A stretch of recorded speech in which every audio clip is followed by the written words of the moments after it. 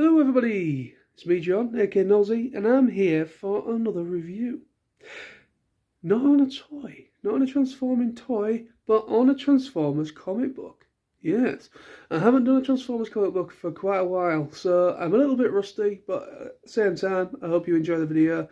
I've done it in the best way I possibly can for you to understand and get the idea. I will say very quickly before the video starts, spoilers, spoiler alert, if you haven't read this yet, or if you have it but haven't had the chance to read it, or whatever, or it's on your wish list, or you're looking to pick it up at some point, then I would skip this video until you've read the first issue, and then come back to this review. But anyway, so I hope you enjoy. So today I'm going to be talking about issue 1 of Transformers. Let's do it. Okay then, so let's take a look at issue 1 of Transformers by Skybound, the new comic book series that is currently coming out. So there's only issue 1 currently released at this present time, at least here in the UK anyway. So yeah, issue 1. It is a very interesting read. It is a very strong kind of positive start to this new series.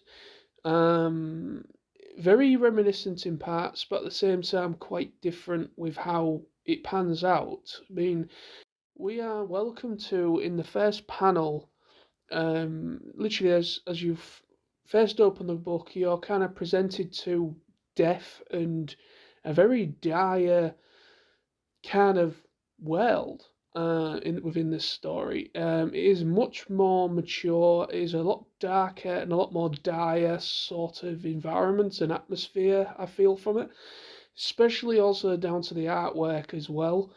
The artwork in this is very interesting, in my opinion. It is a very interesting art style.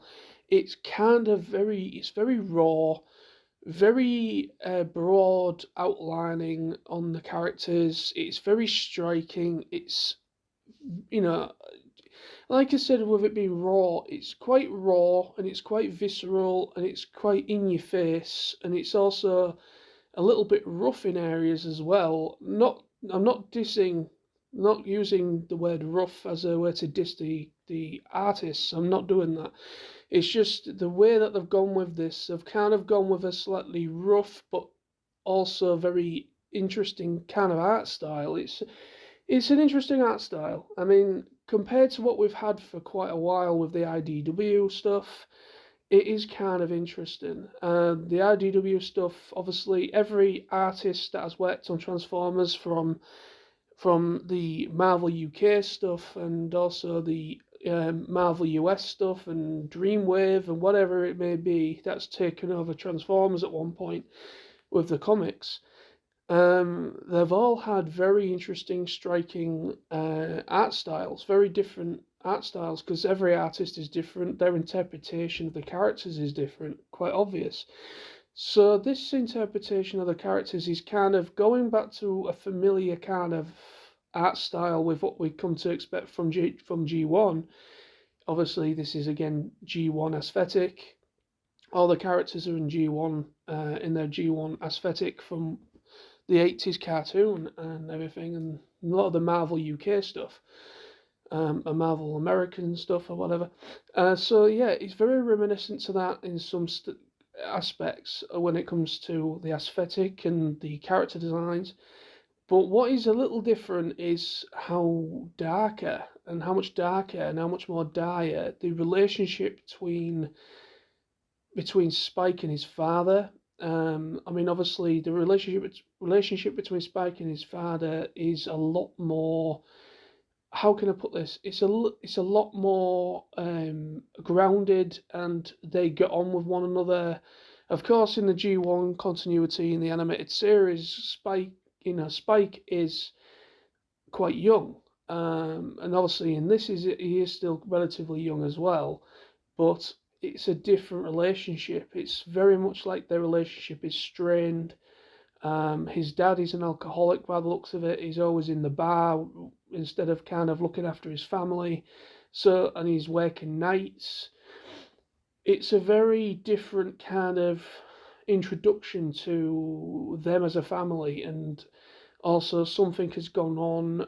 A family member or somebody that they knew has unfortunately passed away by the looks of this, so they are still kind of grieving in their own way. So it's a very interesting way of introducing us to the series. The way that they've introduced us to that, it's a different take completely, kind of using a very much more of a broken sort of very different relationship between Spike and his father. And that's interesting. But what I love about this is that it doesn't hold back either. It really doesn't hold back. I mean, the story is relatively quite simple. Obviously, this is only first issue. Basically, Spike and Carly discover the Ark completely by accident, which is usually kind of what we see in everything. The human characters always discover things by accident or by coincidence. So yeah, basically they accidentally stumble upon the Ark that is buried within the mountains. Spike and Carly go to basically go stargazing, and it all gives way, and yeah, they are then presented to the Ark, and they go inside the Ark, and so they see Autobots and Decepticons all in stasis lock, and then Jetfire comes into it and reactivates Teletran 1 in order to start to fix both the Autobots and Decepticons that are in stasis. And basically Starscream gets reawakened first, and obviously being Starscream, he basically goes on a little bit of a vendetta. By the looks of it, killing Bumblebee.